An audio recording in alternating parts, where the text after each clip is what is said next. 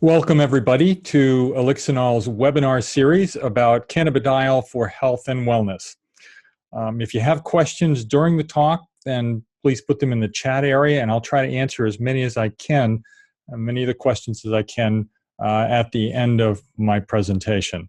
I'm really delighted to have you here and to talk more about the true benefits and the issues about cannabidiol. Today, we're going to be talking about the pharmacology of CBD, and I want to get across some important points to you. I've got a lot of material to cover, and I don't have as much time as I would really like to have, so let's get started. First off, what do we cover today? We're going to talk about the chemical structure, some of the pharmacokinetics, the mechanisms, as well as adverse effects, minor and limited toxicity interactions, and a few points about how to use cannabidiol in your patients. First off, when we're talking about the chemical structure of cannabidiol, you can see from the diagram that it's actually quite similar to THC. There's only really one molecular difference in this compound, that between the oxygen and the hydroxyl group that's present there. And that is enough of a difference to make whether the cannabidiol turns the key in the receptor to open up and activate that particular receptor. So it's a subtle point, but very important, that small changes in this molecule make a big difference in terms of what it works on and how it works.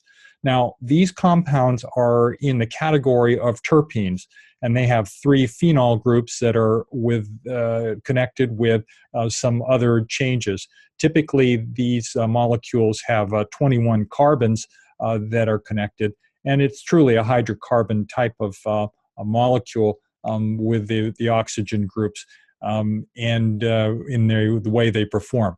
Now, these aren't the only cannabinoids that are out there. There are actually dozens, as many as 100 cannabinoids that have been located and identified. Not all of them have an effect that we know of on the body and within the cannabinoid system or on other systems of the body, but they may have. And there are some that we know that have some dramatic response, but we're not yet able to provide those in enough quantities and haven't really explored the full dynamics. Now, terpenes are a category of oil-like molecule that you encounter quite frequently. Those things like lemon and lime and orange, those odoriferous compounds that you have that make things smell really good, are actually all in the same category. And not only do they smell good, but there's pretty good evidence that they have a specific effect, variable in terms of how they work on the body. So they can enhance and make the body act differently and perform differently. So more than just a smell, they are signaling molecules that have an effect on different body systems in a number of different ways. And sometimes those effects have to do with the metabolism and that goes on in the liver and the other substances that the liver and the body works with. In terms of solubility, these are oil-soluble compounds. They're not water-soluble, so there's a real problem in terms of mixing them with other liquids except for oils. Classically, these do mix very, very well with a medium-chain triglycerides, the derivative from coconut oil, and they're excellently absorbed. In terms of solubility, most of the time they are oil soluble, but there are some maneuvers like wrapping them with a phosphate skin that can make them water soluble and as well as microsizing them, and that may improve the absorption of the molecules. We already talked about a comparison between the molecules. Now, in addition to the molecules, there are the basic molecule. There's also the degradation and the elimination of these substances that we have to account for. And that's typically going through the liver, but it also actually occurs in other areas of the body, including the kidney. And this pathway is important because there are substances that can slow down that degradation as well as delay it or even stop it entirely. If we're talking about absorption, in looking over the literature, there's quite a bit of confusion. There is so much disagreement in terms of what the absorption levels are. There's a wide range. Now, typically, if it's being taken through going through the skin, you're getting 5 to 10% absorption. If it's going through the gut, we're getting 15 to 20%. And if it's going through the mucous membranes, it appears to be higher, and there's a very good absorption rate when it goes through the mucous membranes, and it's immediate. The nice thing about going through the mucous membranes, like through the mouth and around the mouth, is that the effects are felt immediately, whereas when it goes through the gastrointestinal tract, it really doesn't have to be digested because it crosses the mucous membranes very easily.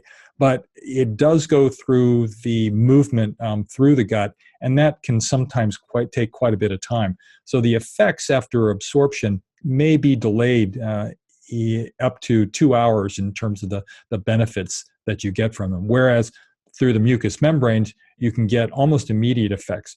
And when I talk about mucous membranes, we're talking about, of course, through the mouth, but anywhere in the mouth. Classically, we say sublingual, but in fact, the best place to absorb some of these compounds is at the very back of the tongue, called the oropharynx, where the highest rates of absorption do take place.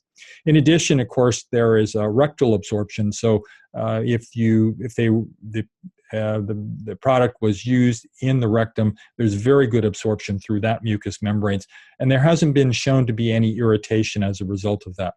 In terms of onset, I alluded to that a few moments ago.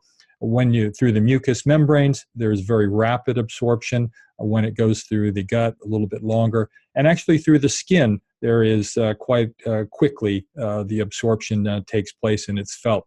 A lot of this has to do with being processed through the liver. Because it goes directly into the bloodstream, through the mucous membranes, and the skin, then you're not having to go through that first pass effect by the liver, which metabolizes some of the molecules and makes them less effective. In terms of the duration of action, once again, if you look at the literature, it's pretty well across the map in terms of what is the right amount.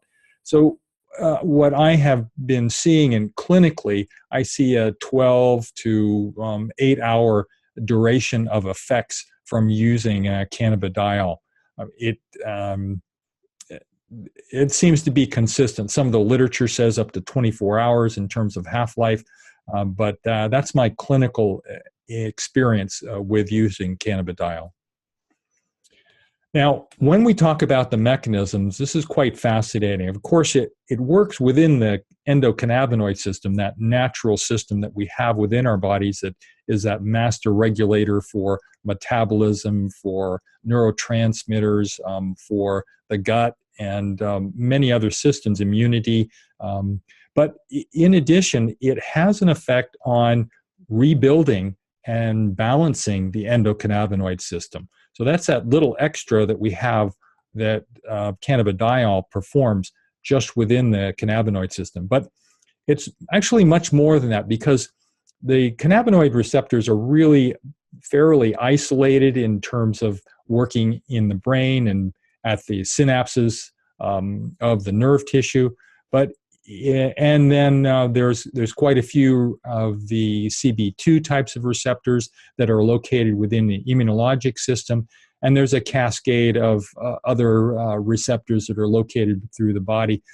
But there is also some extraordinary effects that cannabidiol has outside of the endocannabinoid system. And those effects are occurring on cell membranes, on the cell nucleus and mitochondria, and some of the other organelles within the cell. There's actual receptors that are there ready to handle the cannabidiol and cannabidiol to have its effects known.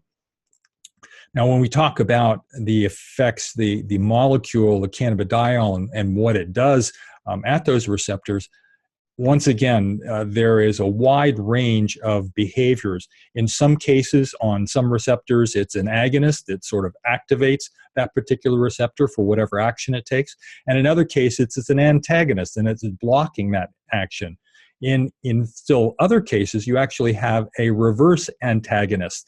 So that means it kicks off other substances that would want to bind to that particular receptor, and it's a little more aggressive in that. All of that gets it really confusing, and whether those receptors are going up or going down can also get confusing.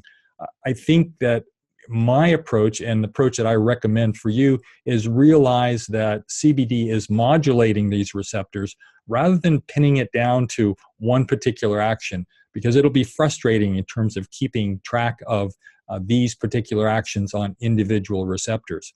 In addition, I have, as I've read the literature, identified at least 47 different mechanisms that CBD is involved with within the body, on different receptors, on different systems within the body, and how it interacts and how it performs its magic in terms of restoring and balancing health.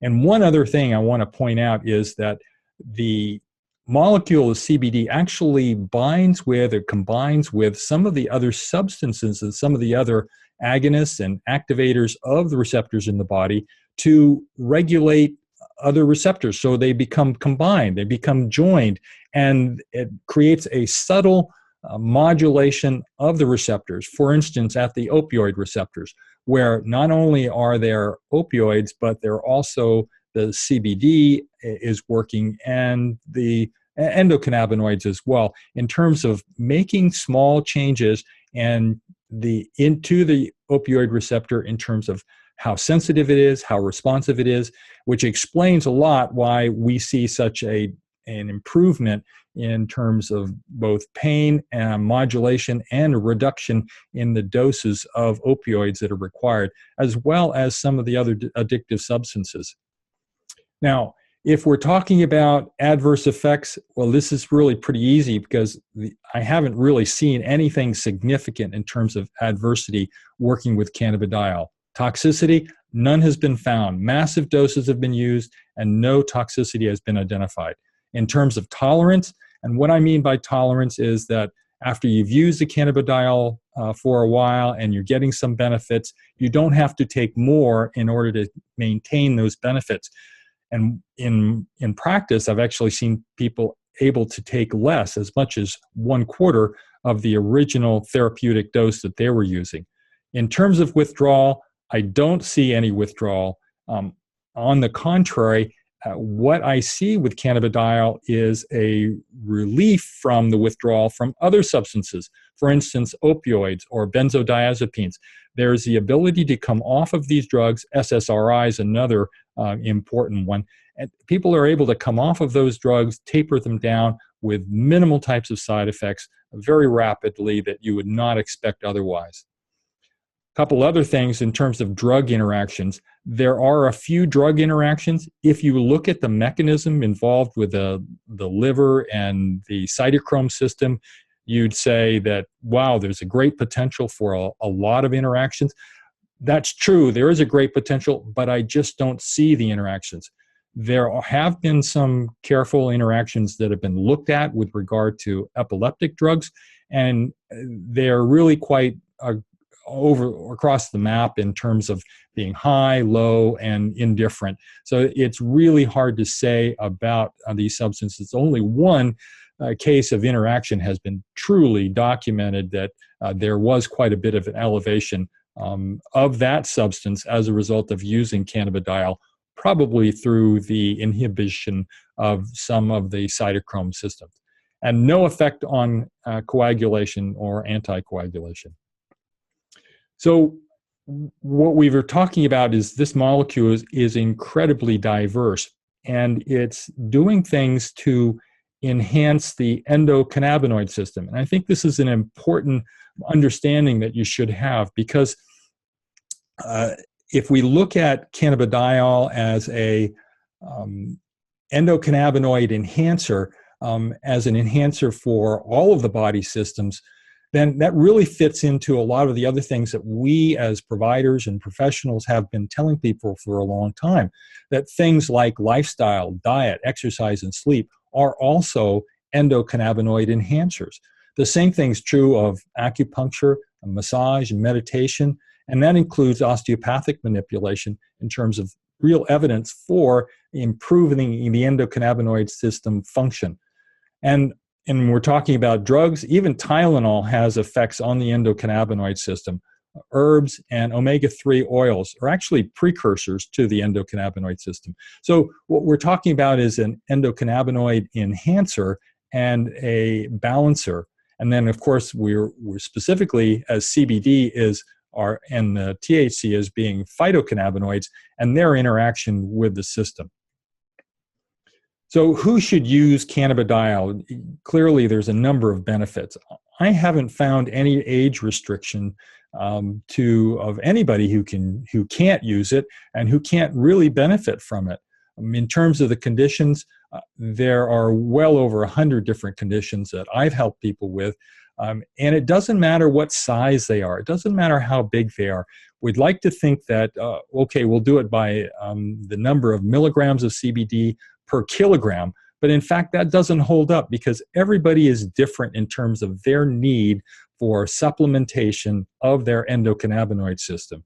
In addition, we're looking at people with impairments, the same sort of thing.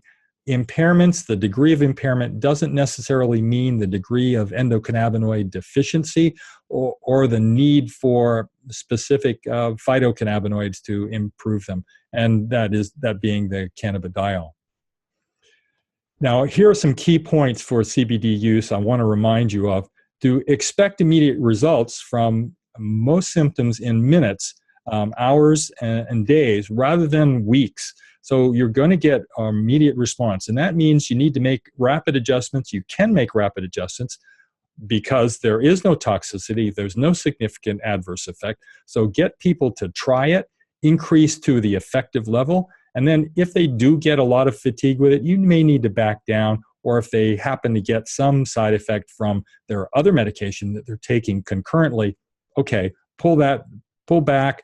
I would recommend pulling back on the other drug, because that's generally what people want to do. They want to get off of their opioid or their SSRI antidepressant or the benzodiazepine, whatever it is.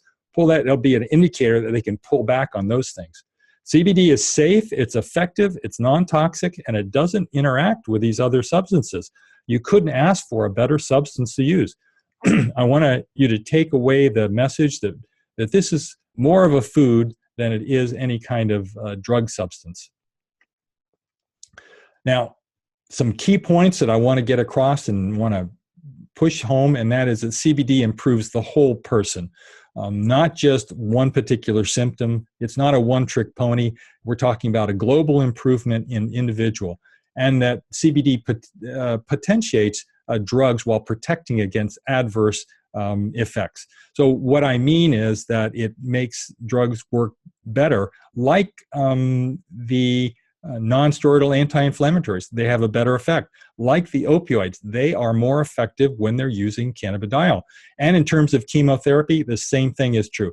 With chemotherapy and CBD, you're going to get a maximum killing effect while protecting the body against adversity from that chemotherapy. So most of the reason I see for failure of cannabidiol is insufficient dosing, that people have not taken enough or they've misunderstood the directions. I find that very common. So follow up early, check with people, and find out if they're using the right dose, and be very specific and insist on getting accurate information from them as to exactly what they're doing. Now, we talked about the whole person benefits. I've listed off a number of different things that I see consistently in people about the benefits that they receive. I mean, how often do we have a substance that we use and we're talking about the side benefits. And sometimes the side benefits are more important and more significant than that one little thing that we're trying to take care of. So take a look at these, keep track of these, let your clients and let your patients know the side benefits can be quite extraordinary. So if you want to learn more about cannabidiol, I invite you to come to more of these meetings and to more of the webinars, and to check in with Elixinol at the medical professional area. I've listed the website here and the page.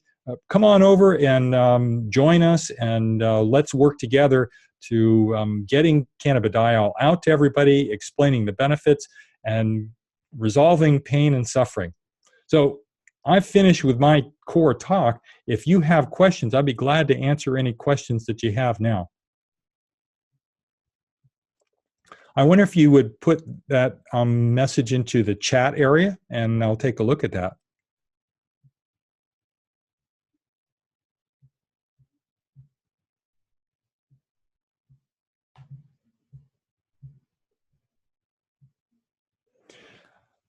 I would love to learn more about topical CBD. Well, topical CBD can be used. Most of the formulas, the tinctures and the liposomes, can be used topically, and they have a very, very nice effect. It's particularly good for people who are worried about if they're going to get a benefit from the CBD. You can introduce the CBD to them by putting it on topically. Not only is it absorbed systemically, so they get systemic effect, but it also has a dramatic effect on that localized area. So if we're talking about a joint injury or joint pain or low back pain, a massage of 3 to 5 drops of cannabidiol into the area generally gives relief within about 10 minutes. It's quite dramatic, and that may be a way to convince some of your clients of the real benefits that can come from cannabidiol. And it can also be used in other areas such as wounds and viral lesions that come up, and other types of injuries as well. We've had excellent success in using the cannabidiol on a topical basis. Now, because it is an oil and it's somewhat irritating, it's not designed for going into the nose or into the eyes. What other questions do you have? The question is, how can I learn more about serving sizes for kids? Generally, when I talk about kids and somebody who is a child who's under 6 years of age, or an adult even, who sort of the senior kids, ones that are over 70, I generally half the dose. And so if the standard recommendation is 15 milligrams twice a day, which it is in most cases, I generally cut that in half to where it's about 7.5 or 5 or 7, so that you're getting a lesser effect and you see what the response is. Oftentimes, kids and adults, seniors, will respond to smaller doses. They don't need some of the higher doses, and they get some dramatic improvement just from those types of things. So you don't have to worry about the weight and the kilogram. For small children, the same thing is true. You might go a little bit smaller, but I really haven't seen the need for it. Once again, we're talking about no toxicity, no significant side effects, and a number of health benefits that come from it. And here's some questions about the benefits, the risks, and considerations with taking CBD during pregnancy and/or nursing. Well, we really don't have any good evidence and documentation in terms of nursing and pregnancy. It's not going to be my place to really recommend that, but we have not seen any adversity to it. There's no evidence that it causes any problems. There were studies that were done with cannabis in Jamaica, some extensive studies that went out about 6 years that showed no adversity to using cannabinoids specifically on people who are pregnant and on nursing mothers without any effect. In fact, the body does use the endocannabinoid system to regulate some of those factors with respect to that pregnancy and to the stimulation for the child, to the suckling effect that occurs with children when they're breastfeeding. In fact, that's how and that's why the child tends to latch on to the nipple and go through the vigorous feeding that they do, is because of the endocannabinoids that are present in them. In terms of the pregnancy, we do know there is evidence that disturbances of the endocannabinoid system seem to be related to some of those miscarriages. But we haven't, that's not really been defined well, so I can't make any recommendations specifically about using cannabidiol during this time. On the other hand, if you look at what women have to take because of pain and discomfort that they have during the pregnancy, you have to consider what is the worst option for them in terms of taking CBD that they don't know about, or taking some drugs that is well established that do cause problems. Even things like Tylenol have been implicated in the development of autism and hyperactivity.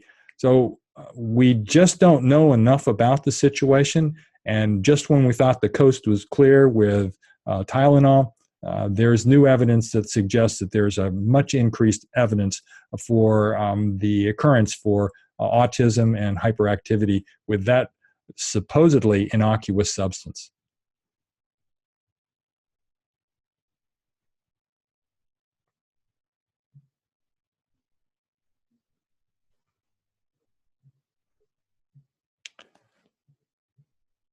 Well, it looks like we have come close to figuring out answering all the questions. There is one more question. At what conditions would I use the XPen as opposed to the tinctures or capsules? I think of the XPen as the premier product that Elixinol offers. It has got a natural blend of the cannabinoids as well as the terpenes, the polyphenols, the other substances that are ideal for the entourage effect in terms of making the cannabidiol work better. And that particular concentrate is small, easy to take.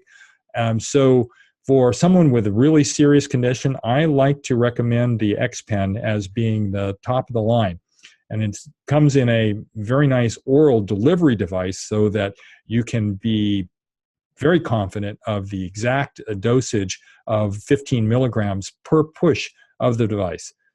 It's excellent. Unfortunately, the taste may not be to your particular liking or desire, and that tends to be the challenge. But in terms of the maximum potential, I think the XPen does offer some of the best for that.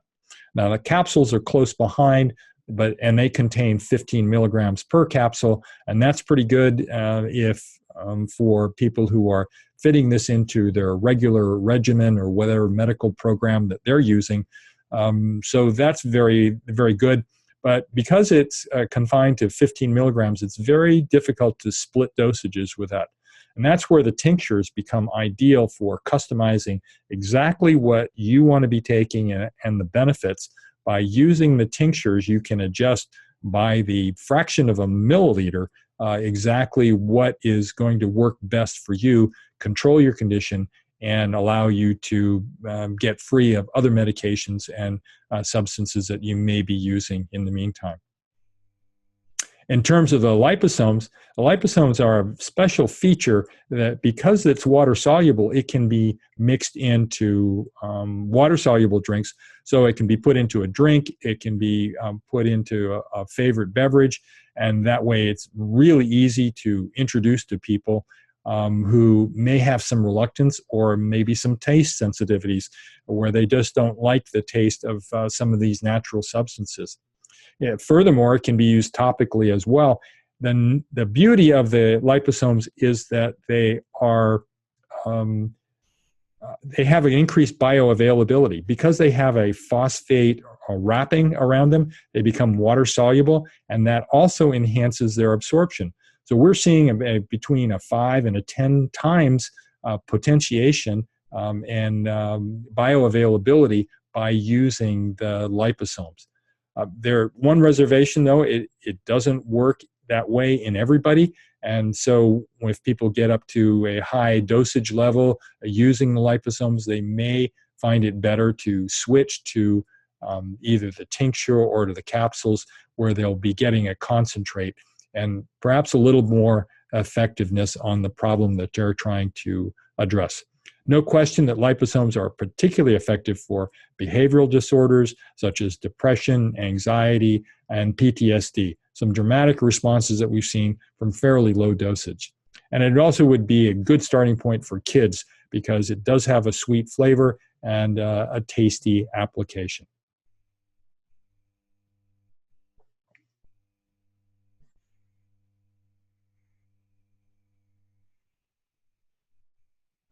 Well, I want to thank everybody for attending. I hope that I met your particular needs and understanding. We'll be doing this on a weekly basis, and I look forward to seeing you once again. Now, next week is, in fact,